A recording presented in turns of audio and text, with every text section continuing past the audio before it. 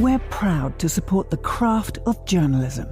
UBS brings you the latest news from around the world with The Globalist on Monocle Radio. Be part of an international network that brings together leading insights, research and technology across 24 time zones and 12 key financial hubs, with you at the centre of it all. UBS. Advice is our craft.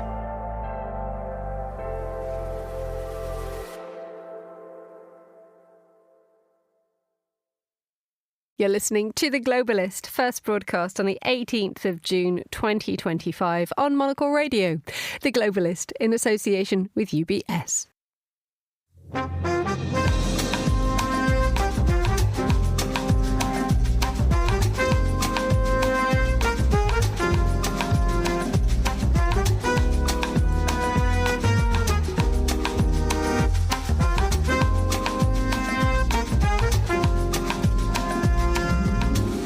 Live from London, this is The Globalist with me, Emma Nelson. A very warm welcome to today's programme. Coming up, the Paris Air Show takes place against a backdrop of trouble.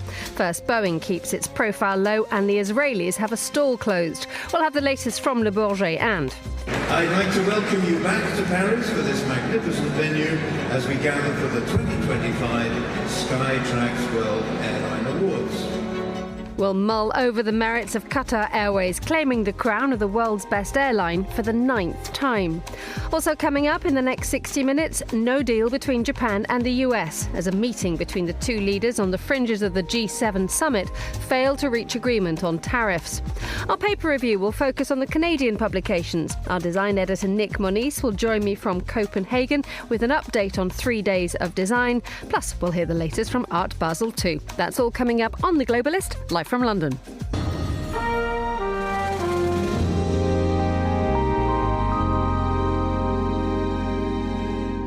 First, a quick glance at what else is happening in today's news. The US President Donald Trump has met his National Security Council, where it's understood they discussed whether to join Israel's operations against Iran.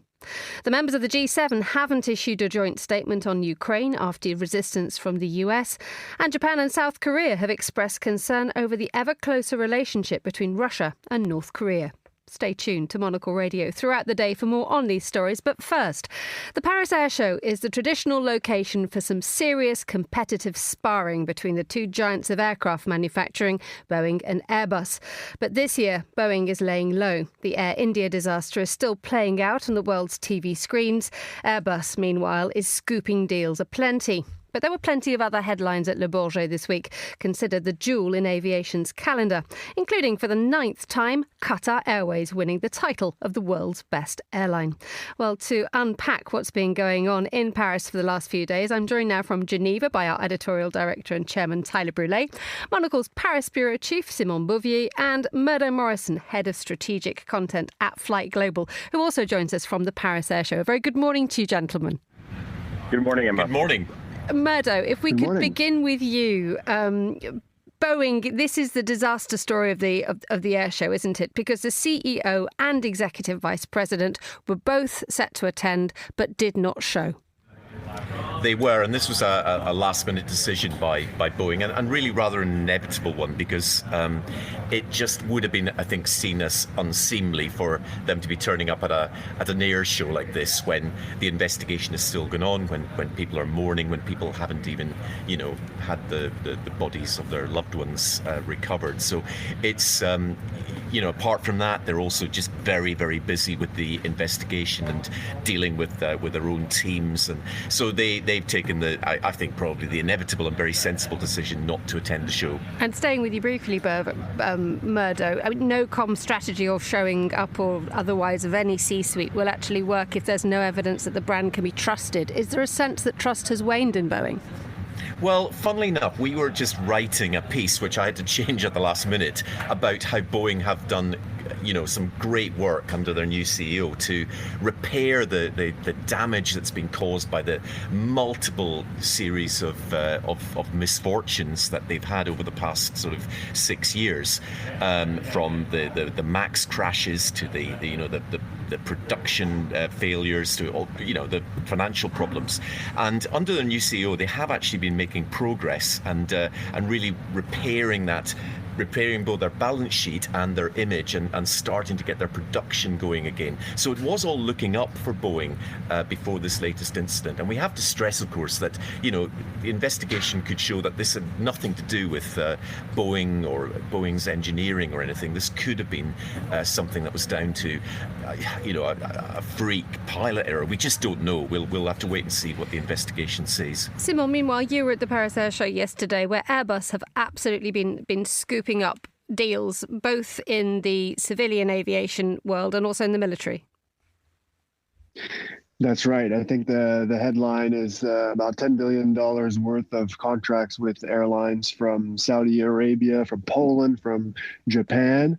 And I've been paying close attention to these Saudi deals, including 25 A350-1000s, the biggest of the Airbus range currently, for the new Saudi airline Riyadh Air, which hasn't flown yet, plans on flying early next year. And I think linking it back to what you were saying about Qatar Airways earlier, I think that they see what's happening and the success that their neighbors in the Gulf have been able to have, not only with the airlines, but with their Hamad International Airport. And they're looking to emulate that in the years to come. Let's bring you in at this point, Tyler. The fact that Riyadh Air might be eating or attempting to eat the lunch of Qatar Airways, who for the 9th time have scooped best airline in the world. Are they justifiable in buying a bigger cupboard for all the trophies? Well, I was going to say they need to probably invest in bigger bar trolleys. I think one of the big question marks over Riyadh Air and of course much of the Saudi boom in general, and we look at tourism, is are you going to have drinks on board? I mean, proper drinks. Are you going to have champagne? Are you going to be able to have a gin and tonic? We know this is part of the story. It's also part of the reason why the likes of Qatar Airways, of course, scoop up awards as well. It's why do we have these ceremonies? Because we have to track airlines, and much of what we track airlines on, of course, is based on their fine hospitality, and they compete with the beverage trolley, what is happening in the bar. So I think this is one thing that Riyadh Air is going to have to work on, and also come clean on whether or not they're, of course, going to be an airline which is going to be dry or not.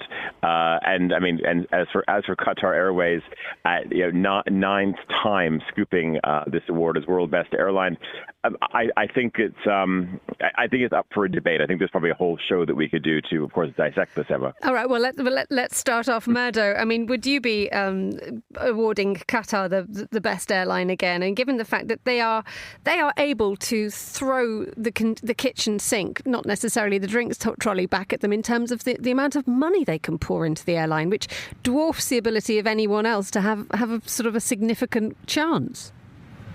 Yes, that's very true, and it's very difficult to know what the real finances of Qatar Airways are. They're effectively a state-owned airline, but state-owned in a very sort of private way. So it's really part of the whole, the Qatar state, really, along with the airport and most of the sort of infrastructure in that country.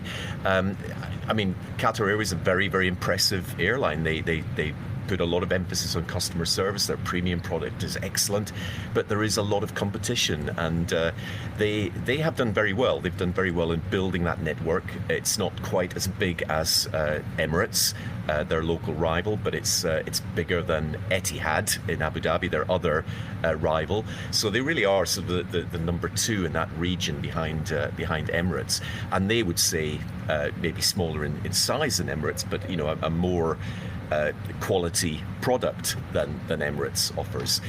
So yes, I mean they have a reasonably new CEO at Qatar Airways. The very charismatic Akbar Al-Bakr, I think, led it for about 20 years.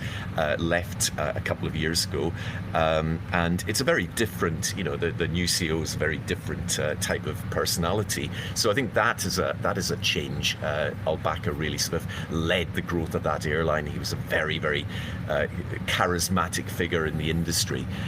So we'll need to see where Qatar Airways goes, I think. There is a lot of competition at that end of the market. Tyler, is it all about charisma that can push an airline's boost to the top of the rankings?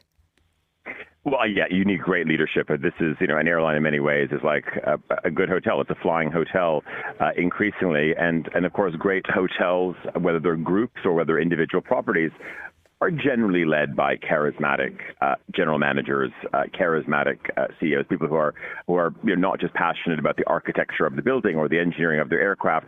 They really care about, of course, the quality of the seat, the quality of the overall experience.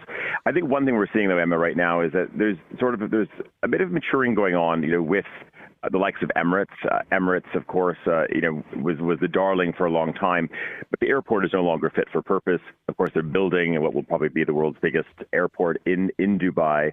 But of course, if you have to connect, and their whole business is based on connecting through Dubai, it is not a great experience. And you feel that, of course, it's that moment when they've got a new airport, which is going to be opening. It's still, many years away, but they're also not investing in the current product at the existing airport. So they're having sort of been through Dubai a couple of times over the past few weeks and months. It's not a great experience, a big disconnect from when you're on board. And the same thing, up the way in Doha as well. That airport has just opened up a new wing, but the airport is almost becoming too large. There was a moment, I think, when Qatar worked because it was a cozier experience, and now it's quite complicated. Lots of buses. If your aircraft is on an outer stand, not entirely smooth. And so we can look at aircraft, based on we can look at our airlines, based on the quality of aircraft. But it's also, I think, when your business is about connecting through your major hubs, you cannot discount or ignore the fact if I'm looking at these rankings, what happens on the ground as well. Indeed, I'm just staying with you on that one, Tyler. The idea that one airport can scoop the best accolade overall slightly misses the point a little bit, doesn't it? Because it is about the holistic offering of an airline. And you look at the other airlines who've done really well. Singapore's number 2, Cathay Pacific 3. You mentioned Emirates, and ANA is number 5. They all offer different things well, but they also stumble in other areas. Absolutely. Of course, much of it is down to network as well. So if you can't get there and your let's say your home carrier can't carry you that far, then already they're going to drop down the rankings. And I think it's amazing, Emma, we've touched on this. Yeah, over the past couple of months, you just sort of see how our travel patterns change. So when you have to get to Southeast Asia, maybe once upon a time you might have gone via Helsinki, but of course, because of Russian airspace being closed to most carriers, yes, Chinese airlines are still crisscrossing between Asia and Europe through Russian airspace. But once upon a time, you would have, let's say, flown on a Finnair potentially, and that kicks them out of the game, because now if you have to make a one stop on the way, there's a very good chance you're going to have to go through Dubai, Abu Dhabi, or Doha. So there's connectivity that plays a big role in it, and of course Qatar has a huge network. They've got a great product. But I would also argue as well, they're very good at marketing, because they like to bring a new seat, of course, to their advertising campaigns. They want to make a big deal about the new seat. But oftentimes, that seat is going to take 3 or 4 years to phase in. It may not even reach the entire fleet at some point, because they're renewing aircraft and they've got another new product. But at the same time, when your fleet is that big, you've also got a lot of old product flying as well. And I was connecting from Doha to Lisbon the other day, and I was a little bit like, okay, what is this? It has nothing to do with what they're marketing. And of course, it was an okay experience, but it wasn't great. And I think that this is, of course, what Qatar has been very good at. They are issuing press releases. Sometimes I feel I get 3 a day from them. So there's almost just this sort of sheer bombardment of marketing, which I sometimes feel maybe helps propel them to positions like where they are today, scooping up this award 9 times. Simon, let's bring you in Paris. I mean, Air France has come in at number 8, but Tyler's mentioned that very good point that Europe doesn't shine at the moment. I mean, you mentioned the connection from Helsinki, but because of what's going on in Ukraine, it's the likelihood of us hearing those Itala glasses tinkling as they're pushed down the aircraft is getting lower and lower. So is Air France happy with its positioning at number 8? Well, I think they're definitely the only European Union carrier in the top 10. And we saw recently Air France KLM CEO Ben Smith saying, we don't have a problem with the growth of companies, other airlines in emerging markets, but we want the playing field to be fair. And he was referring to the fact that being a EU airline, they have constraints when it comes to environmental regulations and taxes that a lot of their competitors do not. And so we talked about the importance of investment earlier in the show. We also talked about the fact that some of these state-owned carriers like Qatar Airways and Emirates have kind of opaque finances and serve kind of as a soft power tool. So making money is a plus, but it is not the primary objective. In that environment, I think they did quite well to be in the top 10, but they have challenges ahead of them. Murdo, the fairness of the playing field or otherwise, what are your thoughts on that? No, I echo that completely. I mean, it isn't a level playing field for all these reasons that were outlined. It's the Gulf carriers exist in a very different financial environment than European carriers and even US carriers. So it's a little bit unfair. Yes, you're right. Finally, Tyler, if you were sitting in the strategy department of Singapore, Cathay Emirates, Turkish, Korean, any of the top 10, what would you be doing this morning to try and scoop Qatar's crown? Listen, I think that there's much that can be done. Just going back to what Simone was saying, for example, we've covered this. Air France is investing heavily in their new first-class product. I think their current first-class product should be the winner. I believe, Emma, for long haul. I think it's Singapore got the number one position for that. Excuse me, here in the background, they're clearing bottles away from the night before here in Geneva. But I think that is, for me, I think that is, something that these airlines, I think, really have to push and play the same game that Qatar is playing as well. I think, again, we're so sort of cautious in Europe. We don't want to sort of talk about something until it's properly launched. Well, that's not the game that those carriers are playing.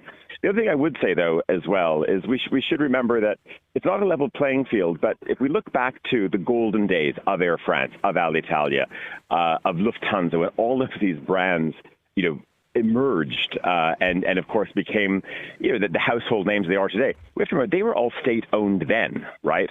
And this is what's interesting. So we're in a different cycle, and of course we have these emerging markets, which now we have state-owned airlines there, but it's really not that much different. I mean, these airlines, the European carriers, were evolved at a time, of course, when the ministries of finance got behind them. Those days have changed, but at the same time, they have to sort of recognize that they probably have to, of course, work a little bit harder with their shareholders.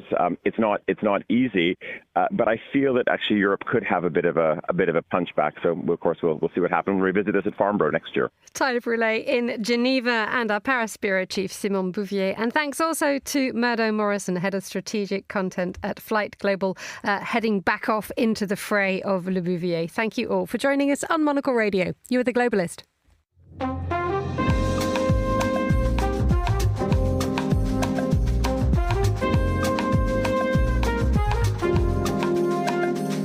15:18 in Tokyo, 7:18 a.m. here in London. Now, Japan and the US are still to reach an agreement on tariffs, despite talks between the Japanese Prime Minister and the US President on the sidelines of the G7 meeting in Canada.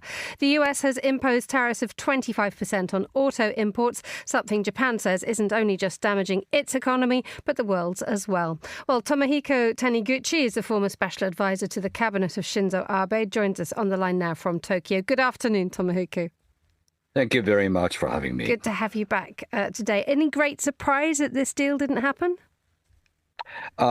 Frankly, I was not surprised because there have been a number of ministerial level dialogues, conversations, negotiations, if you like it, between the United States and Japan to produce no tangible result.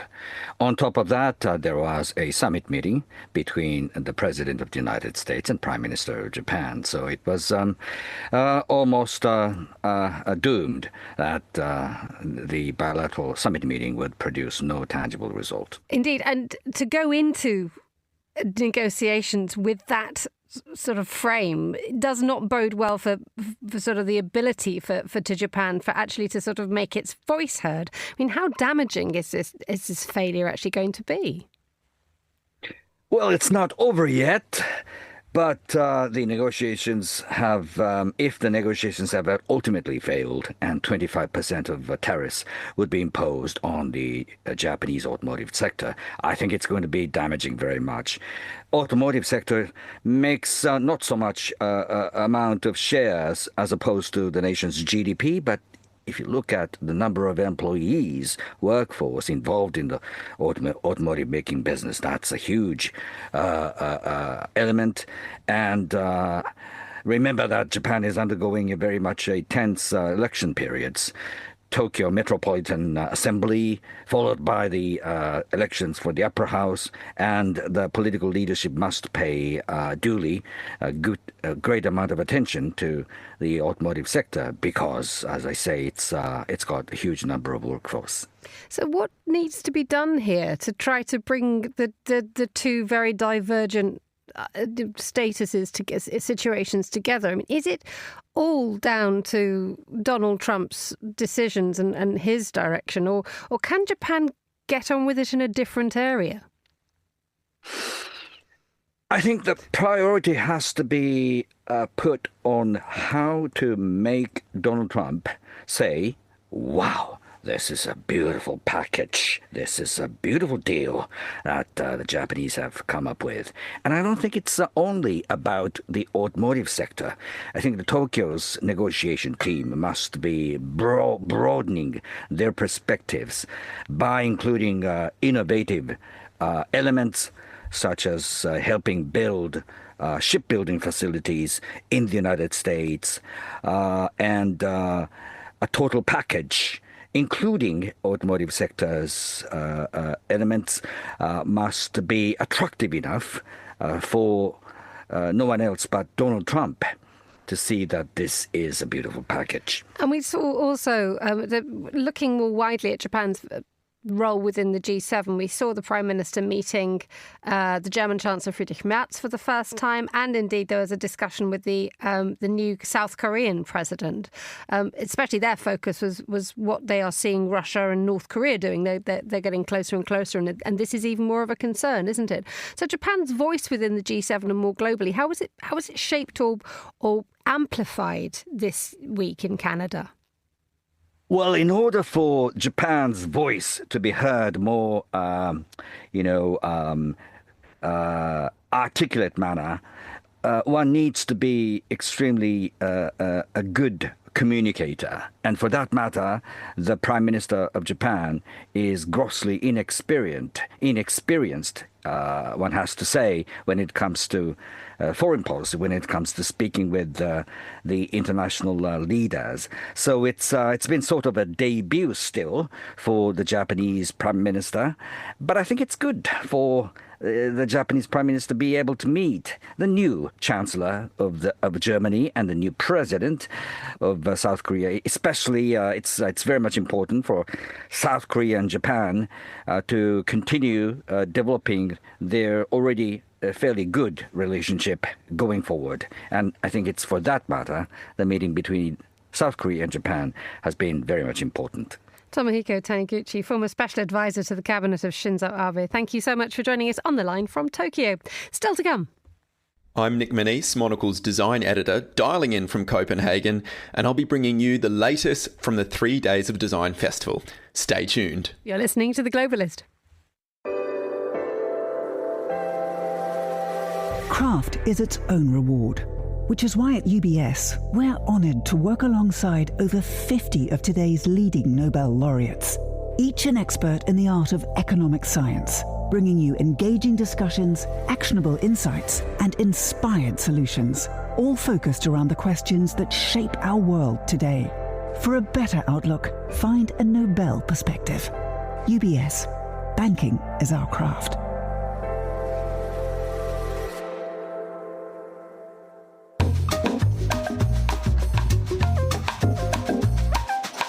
Let's continue now with today's newspapers. Joining me in the studio is Paul Waldy, Europe correspondent at the Globe and Mail. Good morning, Paul. How's Good morning. it going? Fine, thank you. Are you slightly jealous that all the focus is on Canada? Well, all the focus has been on Canada, yeah. Probably not anymore, but...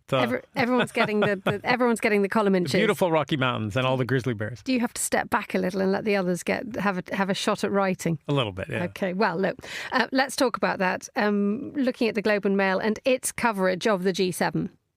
Yeah, I mean, I think really from the Canadian perspective, it was probably not a bad G7 because Trump did agree to sort of talk to Canada about trade, but... That's damning with faint praise, Paul. Exactly. It really is. I mean, I think, though, overall, in terms of the G7 and its future, you really have to wonder because normally they used to release sort of one big giant communique that they all signed up to. This time they didn't even bother with that. Instead, Carney went for 6 separate statements, which are kind of on these vague things like artificial intelligence and critical minerals and migration and things like that.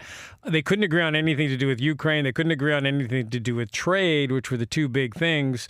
And Trump left early. So I think it really throws into question, what is the purpose of the G7 and whether this thing's going to carry on much longer under Trump. Did Canada have an impossible job here? I think they had a difficult job. I think Carney had a hard job, and he probably handled it as best he could, given that, Trump can be so unpredictable. And, he got what he needed out of it domestically, which was some commitment by Trump to start negotiating some kind of trade arrangement with Canada. That probably was a good thing. But beyond that, I mean, Trump leaving early really takes the wind out of the sails. And you have to feel for somebody like Vladimir Zelensky, who travels all the way from Ukraine, presumably to the G7 to meet everybody, but in particular to meet Trump. And Trump leaves, and the communique and the different statements out of the G7 don't even talk about Ukraine. So very difficult to say there's a whole lot accomplished at this event. Before we move on to Zelensky, how do you think Mark Carney will be feeling this morning, given the fact that he's had to modify, change, tweak the traditional communiques in order to make sure that something at least is achieved? Yeah, I think he's probably feeling he's glad it's over and that he got through it sort of, unscathed, relatively unscathed. But I think as the dust settles on this, people will be wondering, what really was accomplished here beyond some comments by Trump that are reasonably positive about a trade deal. Beyond that, not much. And then Trump got on the plane and was talking again about annexing Canada and how he loves tariffs. So even that, you have to wonder, was much of a success at all. So, we'll see if that bears any fruit, but I don't think Carney can claim a whole lot of victory here. Let's move on to an article in The Guardian about Volodymyr Zelensky's attempts to try to have his voice heard. And it felt very much as if his position was diminished, which is very bad news for Ukraine. And he sort of talked about the diplomatic order being in chaos. Yeah, I mean, I think it's very difficult. It's got to be enormously frustrating for Ukraine to have him fly all the way to Canada in the middle of one of the most ferocious bombardments Russia has launched on Kyiv during this war. So, he shows up. Clearly, he's there to meet Trump. I mean, let's not kid ourselves. He's not there to meet the president of Mexico or the Canadian prime minister necessarily. But Trump left. And then, the further humiliation is that the Canadians wanted to have something said about Ukraine in some kind of communique. Trump didn't want that. Carney had to kind of explain that away by saying that his comments reflected some kind of commentary on Ukraine. But, they couldn't agree collectively to say anything because they didn't want to offend Trump. So, Zelensky has that humiliation. He's still trying to wrestle more arms, buy more arms from the U.S. He can't get a commitment on that front. He is urging other players to step up. I think Canada did announce some additional funding, but it's never going to make up for the U.S. So that was a good moment for Canada, wasn't it? Saying that it feels as if on with arguably much smaller shoes, it can sort of like step in. It's trying to. I mean, I think in fairness, Carney has kept up with the Canadian policy of being very foursquare behind Ukraine. It's about a $2 billion announcement covering drones and that kind of thing. Obviously, it's going to help. But, really what Ukraine needs is a firm commitment from the U.S. that it will be allowed to buy weapons from the U.S. And Trump hasn't made that yet. Let's move on to an article in the Washington Post. Donald Trump now having a meeting in the last few hours with his National Security Council about whether to get involved in the Israel-Iran conflict. We've seen planes leave the British shores. We're seeing more aircraft being sent to the Middle East, bolstering the US military position. But this is being warned against by so many leaders who are saying this could actually open a powder keg that you can't close. Yeah, and I think even within the U.S. administration, there's conflicting views about whether he should go ahead with this. But it sure does look like Trump is leaning towards participating in some way. I think he probably views the situation as Iran's defenses have been degraded so much that the U.S. joining in really won't pose much of a threat to the U.S. military, which, of course, is his big concern, and that maybe this will be the final end of the Iranian nuclear program. So I suppose that's the calculation he's weighing up. It looks like he's headed that way. As you mentioned, that they've sent some U.S. planes into the region. They've sort of bulked up their forces in that region. So it kind of looks like Trump is heading in that direction. Indeed, and we've just seen in the last couple of hours, the Israeli Defense Forces say that they've hit the centrifuge production site in Tehran.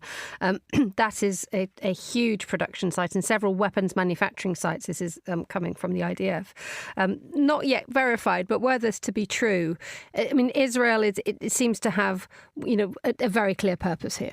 Oh, absolutely. They view this as the time diplomacy's over and agreements are over, and it's time to really take out the Iranian nuclear capability. The big issue is this one center that's buried in the mountains, their key sort of nuclear center. And, the Americans really have the one bomb that could take that out. The Israelis don't. So that may be also part of Trump's calculation that if he gets involved, he could finally blow up this deep underground Iranian facility. Finally, let's stay with Donald Trump, but an article in the Financial Times talking about investor visas. Yeah, this is this golden Trump car that he is touting, that if you pay $5 million, Emma, you can be a U.S. resident just like that. A lot of questions about how this is going to work, if this is going to work, if this is even going to fly. But what they've done is set up a website where you can put your name down and say, I'm interested. And then once they do figure out if this thing is going to ever work, you'll be contacted, apparently. And apparently 70,000 people have filled out a form saying they are interested. Now, there are so many problems with this scheme to begin with. One, Congress has to approve it. Two, how's the vetting gonna work? And the fact that Trump has banned travel into the U.S. from 19 countries or whatever, and maybe even more, how's that going to play into this? They already have a scheme in place that has a lot of checks and balances, so why do they need another one? So it seems a little bit haphazard right now, but they're pushing ahead with it, and the cards will be real gold, apparently. Oh, good. And but also that idea that it is running slightly against the narrative at the moment, which is tourism levels to the United States are being threatened or being hit by the fact that the Trump soft power machine isn't quite firing and operating in the way that it should. But also there are fears that people actually can't get in. Yeah. When you get into the United States. So obviously you need to have a bit of cash to do that, to get your proper Willy Wonka ticket. But if you are Canadian, and if you are the Canadian government and you're seeing this sort of this pivot away from America as the great destination, what would you do if you were the Canadian Tourism Board at this moment? Well, I mean, I think you flog Canada as a place to come to for Europeans and for people around the world. I think these kinds of visa schemes aren't new, though lots of countries do this. The problem the U.S. has is that Trump is trying to sell this as, well, a whole bunch of really bright people will come, a whole bunch of really rich people will come. There's not a lot of people around the world who have the $5 million who will do this. And he thinks companies will sign on to this, which they can't under U.S. immigration law. A company can't apply for a visa. So it's fraught with all kinds of difficulty, and it's unlikely going to work, but they're going to try. Paul Waldie, thank you so much for joining us on the programme. The time here in London is 7:33 a.m. A quick look at the headlines.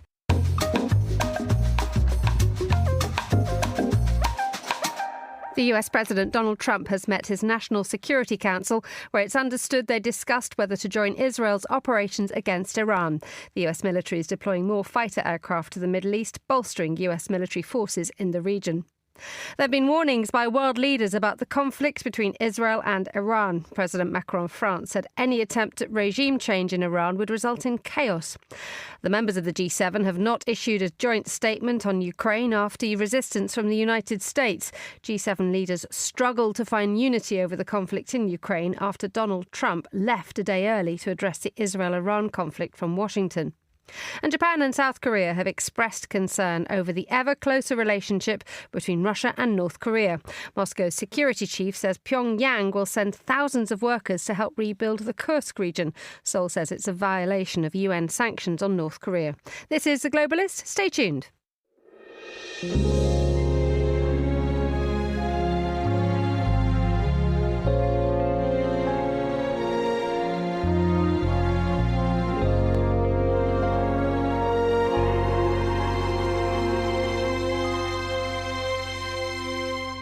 Time now for a look behind some of the headlines we're following here in London. Here's Monocle's editor-in-chief, Andrew Tuck, who sends us his report from the inaugural Abu Dhabi Infrastructure Summit. The inaugural Abu Dhabi Infrastructure Summit began in the Emirate yesterday, and the focus has perhaps been surprising to outsiders. Because the talk is not just about what is being built, a lot. There are some 600 key projects in the pipeline, valued at $54 billion, but about urban livability. Gathering all the news is Monocle Radio, which has an operation at the venue in the Abu Dhabi Energy Centre. H.E. Mohammed Ali Al-Sharafa, chairman of the Department of Municipalities and Transport, organisers of the two-day gathering, joined the team at the top of the day to explain how data is driving this urban revolution. We've been working on this model and creating an algorithm for every district in Abu Dhabi and identifying specifically what are the key requirements for every district. From a livability point of view, we look at healthcare, we look at walkability, we look about nature, parks, active participation of the community in sports, obesity, healthcare. There is a lot of data points that we managed to capture and understand what really districts are looking for. The whole aim of creating all of this is I want to develop a city that people are happy to come and live here, happy to work here, happy to raise a family here, retire and invest at the same time to make it home for them rather than it's just a stop along their way of journey. So expect an ever-growing focus on personal security, wellness and low-rise community life as the country seeks to find these long-term residents. And that was Monocle's editor-in-chief, Andrew Tuck, reporting from the Abu Dhabi Infrastructure Summit. For more from Monocle's editors and correspondents, sign up for our free daily newsletter, The Monocle Minute, at monocle.com/minute.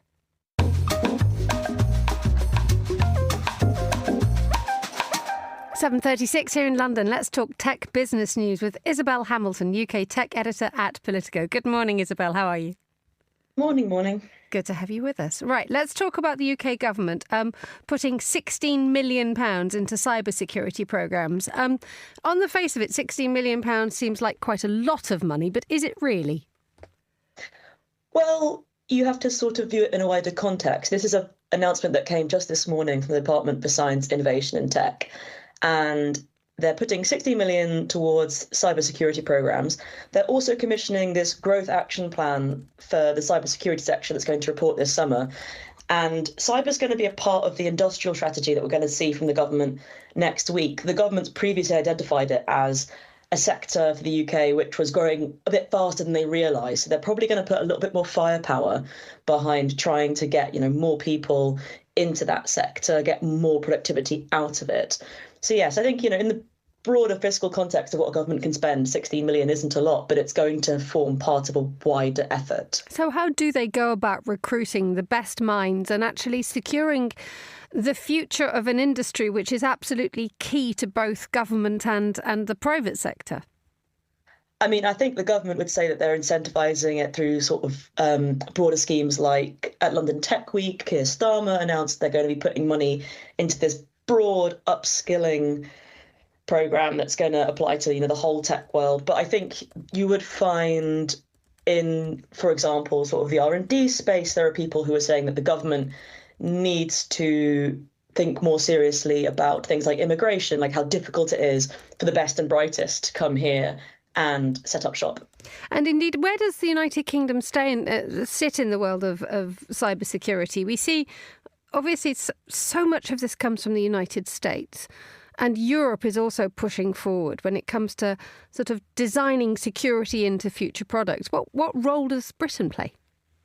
I mean, we've got some pretty big companies. BAE Systems, that's a bit more famous for its traditional defence business, has quite a significant cyber part of its operations. We're not sort of lagging too much, but I think the UK overall is trying to sort of cement its position in the tech world. This is something that Tech Secretary Peter Kyle is really keen to do.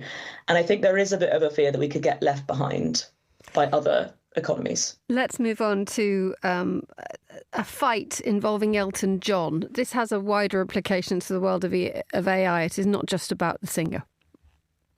Yes, so this is the Data Use and Access Bill, which is a bill that the government finally passed last week after the Commons and the Lords got into this extraordinary standoff. This bill was never meant to be controversial. It was meant to be quite dry. It was about how you handle data, but it became a magnet for an argument over AI and copyright because the government essentially fumbled a couple of sort of announcements to do with how it's thinking about AI and copyright.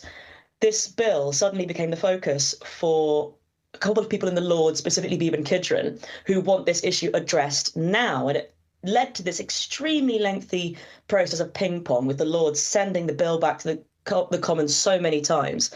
And it finally wrapped up last week. But we also saw in the Lords a few peers commenting that, they're not done with this. They're going to take the issue of AI and copyright and they're going to bring it to any bill that they think they feasibly can, to anything kind of vaguely techie.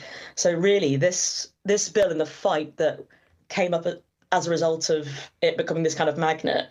And yeah, Elton John got involved because it became this broad creative sector kind of crusade, is going to come back and haunt the government, I think. And indeed, when you have one figurehead who is probably a little bit more recognisable than the average member of the House of Lords, what pressure does that put on the government?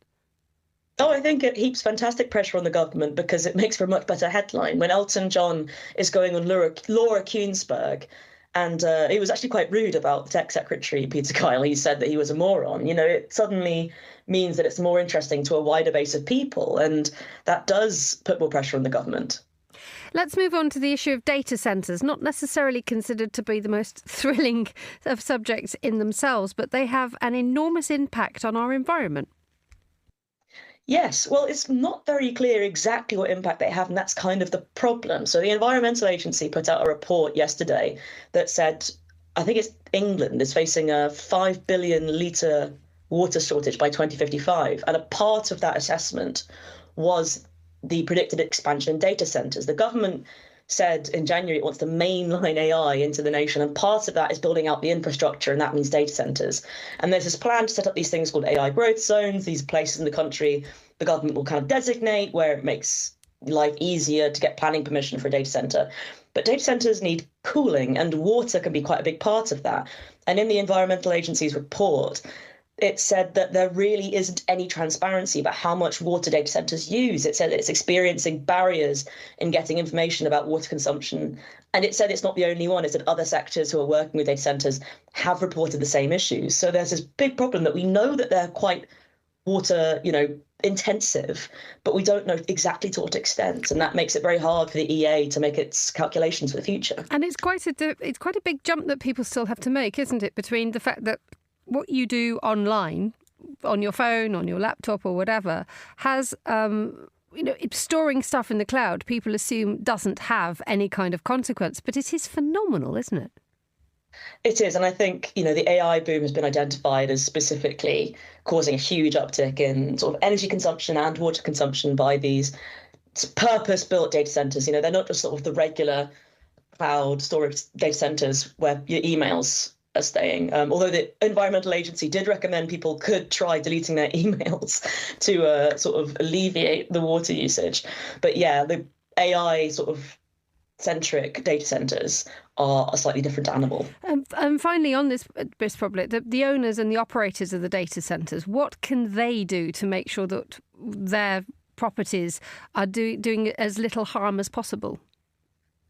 Well, they would say that they're investing in technology that means they can lower the usage of their water in the area that they're in. But it's really not that clear. And that's kind of the point that the Environmental Agency is making, that there isn't the data, there isn't the transparency that they need to make the plans they need to. Isabel Hamilton, thank you as ever for joining us on Monocle Radio. You're listening to The Globalist. With UBS, you have a truly global partner, incorporating new technologies, innovative approaches, and unexpected opportunities, leading you to insights that help answer the questions that matter, delivered with passion, care, and unmatched expertise. Because it's about rising with the dawn each day, knowing that we can do even better. That's what banking is to us. Not just work, but a craft. UBS. Banking is our craft.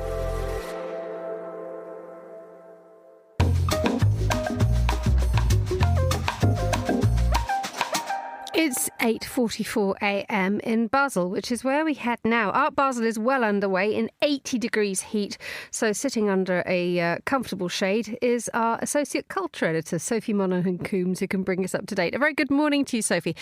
How's it going where you are? Good morning, Emma. As you say, it is very nice and sunny in Basel. Yesterday was the first proper preview day, and it felt like the fair was super busy. It felt like there's a lot of work packed in there, and everyone was enjoying the sunshine, especially in the Metzerplatz, which has this amazing art installation by the German painter Katharina Gross, which has made it really colourful and feel really kind of exciting and lively. And then also, of course, there's lots of satellite fairs and museum shows. There's also parkour, the Art Basel's free public sector, which means that you might be walking underneath a bridge somewhere and you suddenly see a kind of film installation that makes you stop and pause, and so I think that really helps bring Art Basel outside and alive. So I think it's been a really positive start to the week here, which is lovely to hear. Talk more widely though about the art market here, because we have, as you said there, a very lovely atmosphere being created. It is absolutely the high point of the art fair calendar, and when you're doing this in a beautiful place in beautiful temperatures, and you have the opportunity to see or indeed buy some of the world's most rare artworks on earth. I mean, are people actually committing to this kind of thing, or how stable is the art market seeing itself in the sunshine? Well, as you say, Art Basel in Basel is the kind of high point of the art calendar, and it comes just after the UBS art market report, which came out in April. And in that report, it said that, the art market is continuing to decline as it has, post-COVID. But it also showed that there was a shift in behaviour and an increase in transaction volume. So what that means is that there are more purchases being made. They're just at a lower cost. So I think we're sort of seeing that reflected here. When I spoke to the director of Art Basel in Basel, Maike Cruz, earlier this year, she said she was seeing a kind of cautious optimism. And I think, they've introduced new things like the premiere sector here, which is for galleries to show work that has been made in the past 5 years. And it's really supporting smaller and mid-sized galleries who might be struggling a little bit in this kind of current market. And then I think elsewhere booths have works at a real range of prices. So there is a sense of trying to appeal to more people, maybe a sort of younger generation of collectors. But it seems like gallerists kind of, especially from the blue chip galleries, are positive, and there were quite a few big ticket items sold yesterday and also before the fair started, which happens every year. And so I think in general there's a pretty positive atmosphere. That cautious optimism that Maike Cruz talked about seems to be playing out. It's interesting depending on who you talk to, because Art Basel's latest report with UBS said that art sales are declining 12% last year. But what you say there are examples of a concerted effort to make sure that all areas of the art market, not just the absolute top tier, manage to sort of have some sort of strength going through. But those big sales yesterday, how much of a boost do they give to the Art Basel scene? I think they are really important. It is always very necessary that you have the kind of big ticket items which are showing to be moving, and they will always go. These are things like Keith Haring or Ruth Asawa, people that are very, very well known and going for mid to up to kind of $10 million. And I think that is always important. But then it's also important to, that Art Basel does reflect the fact that the art market is changing and that there are collectors who are coming who want something different. And I think you can see that in all of the booths, that although it is necessary to have those big ticket items, they need to have a little bit of, it's still not something for everyone, but it is, trying to bring in a different crowd. And I think that's quite positive. Let's talk about Basel itself as a town. It has a fabulous gallery in the middle of it, a sort of a dominating presence in the place. And also, you talked about how the town itself was being transformed into an artwork in certain ways. What are the museums and what are the other people actually sort of doing just to make sure that Art Basel has its moment in the sun? Yes, I think it is really sort of the whole city comes alive with Art Basel, even if you're going to the fair or you're not.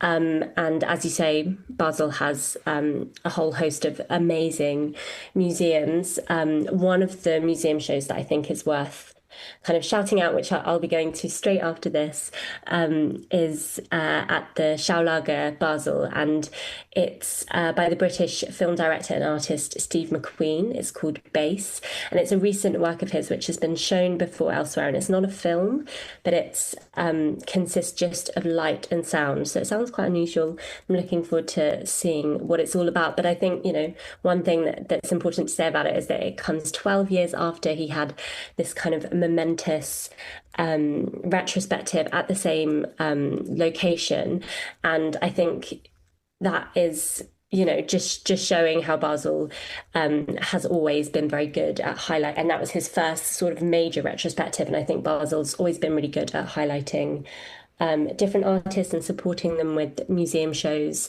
Another show that I'm really looking forward to is Julien Charrier, the French-Swiss artist.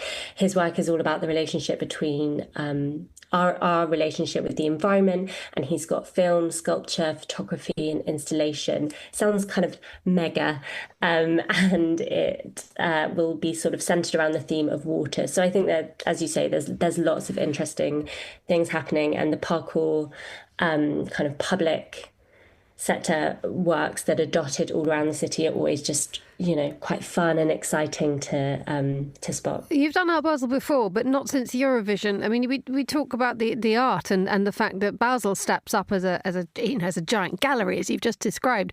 But in terms of the atmosphere and the way that Basel has had the spotlight shone on it, do you feel as if it's stepped up this year?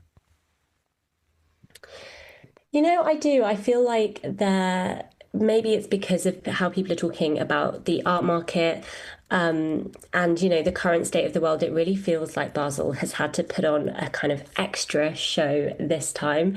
It's funny that, Basel is such the centre of the art world, but it's, such a small place. And, it happens just after Zurich Art Weekend, which I didn't attend this year, but I've heard was really positive. But, it's nothing compared to Art Basel, and nothing is really compared to Art Basel.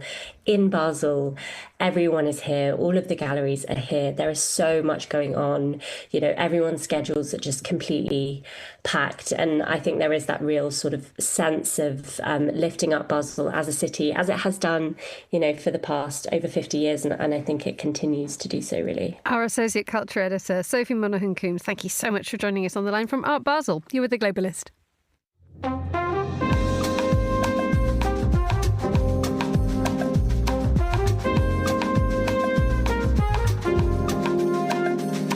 We bounce around Europe again to join another correspondent, heading to Copenhagen now for 3 days of design. Nick Moniz is Monocle's design editor, and he joins us from Copenhagen. Good morning, Nick. The desks are pretty empty here in London, so what takes you to Copenhagen? Well, it's 3 days of design, Emma, and that has it's I guess it's Copenhagen's de facto design week. There's a few kind of juicy things happening at the moment. So I'll give you a little bit of background. I want to give you some of the goss. So 3 days of design is, I guess, a citywide fair or exhibition where design brands, designers show their newest work in showrooms across the city. It's been part of its success is that it's been very, very well curated. You have to pay to play, basically, and take part of it. But there's been a little bit of I don't know, some people that are sort of setting up things on their own outside of it that are, I think, personally adding to the event, some bigger exhibitions that aren't paying that fee. But yeah, some of the organisers here aren't too happy about what's happening with regards to that. So there's a little bit of added tension to this year's event, because one of the bigger, I guess, offshoots or side events taking place is called The Circle. It's this incredible exhibition that's bringing together exhibitors from all over the world, and they're kind of presenting new and exciting works that maybe push the boundaries of design. So it's kind of, there's an exciting mood in the city at the moment. Indeed. I mean, it sounds as if Denmark and Copenhagen, the most peaceable of all locations on earth, has suddenly found itself at the heart of a design fight. 100% it has. But I think this is good. I think fights may be a little bit of a stretch, but there's certainly a little bit of tension. But I think this is good. I think this fair, so many people have kind of seen it as a little bit of a competitor to Milan Design Week, Salone del Mobile, which is the world's biggest furniture fair. But I guess 3 days of design so far, by keeping that tight curation, has kind of been able to create an event that's I guess really well organised and has a really clear direction. And the question was always going to be, how does it grow? How does it evolve? And I think we're actually really starting to see that here. Maybe it's reached breaking point, and these kind of offshoot events perhaps presenting as viable. I guess complementary additions to the event. It's maybe something that we don't necessarily have to be scared of, even if perhaps the organisers are a little bit hesitant to see them taking place. So what's caught your eye?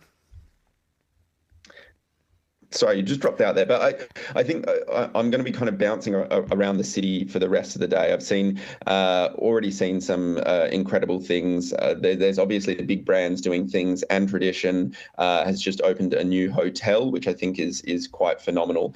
I think so many design brands, they're only presenting their works in the showroom. You kind of don't get to really see how they work in context until you actually bring them home. And what we're seeing here with and Tradition is that they're actually showing how their contract furniture works in an environment by designing and creating that environment themselves in the form of a hotel. Obviously, there's restaurant and cafe in the lobby as well. So you kind of get to experience, I guess, this furniture in action. And then I guess in terms of other things, OEO Studio have partnered with Time and Style, an amazing Japanese furniture maker. They're showing work in an old blacksmith's workshop, and it's a presentation of, among other things, but some chairs designed or made rather with a very particular type of timber called Zelkova. It's typically used for sacred temples and shrines in Japan, but they're transitioning and using that for furniture. So I think this is a really beautiful evolution and story. Kadrat has partnered with Vitra Cafe, or with Vitra rather, to make a cafe. So you've got these two I guess, iconic brands coming together to create a space. Maybe there's a little bit of a food thread running through this, because you have And Tradition's hotel and Vitra's got a Vitra and Kadrat with their cafe, and then obviously Other Circle, as I kind of mentioned at the top, this kind of offshoot that's set up beyond 3 days of design. It's taking place in this enormous warehouse outside of the city, but there's brilliant local institutions like Atelier September and Noma Projects presenting there, the Norwegian design collective Volum 00, Milan-based studio NM3, London ceramicist Emma Clark. You've kind of got all these people from all over the world coming and presenting in this kind of offshoot cowboy event. Nick, we've got about 30 seconds for you to briefly fill us in on the fact that Copenhagen has design stitched into it. It is, the Danes do design better than, arguably as well as anyone else on earth. But no one gets to bed, well, the sun doesn't set until 10 and comes back up at 4. So what's the party scene like? I mean, I'm feeling it. I'm going to be honest. Already after night one, I probably could have used my coffee this morning before jumping on here. But I think so much of this is about, I guess, people kind of meeting each other, coming together. I had a really amazing chat with Marie-Louise Hosbo, who was the former creative director of Fritz Hansen, a big Danish furniture brand. She and now she's curating exhibitions, one of them with the Californian brand Myco Works, But what she's done is kind of bring together all these different brands. There's Oyo Studio, Atelier Axo, and having them present work. So it's great that you see everyone's kind of work together in a showcase like this. But then I was also out for dinner and drinks with them all last night. So you kind of have this discussion that evolves over the course of the day and as sobriety decreases. Nick, we'll have to leave you there to get your coffee. Thank you so much for joining us from Copenhagen. That's all the time we have for today's programme. Thanks to all my guests and to the producers, Hassan Anderson, Monica Lillis, Anita Ryota and Ryuma Takahashi. Our researcher was Henry King. Our studio manager was Flynn Simons. For me, Emma Nelson, goodbye. Thank you very much for listening.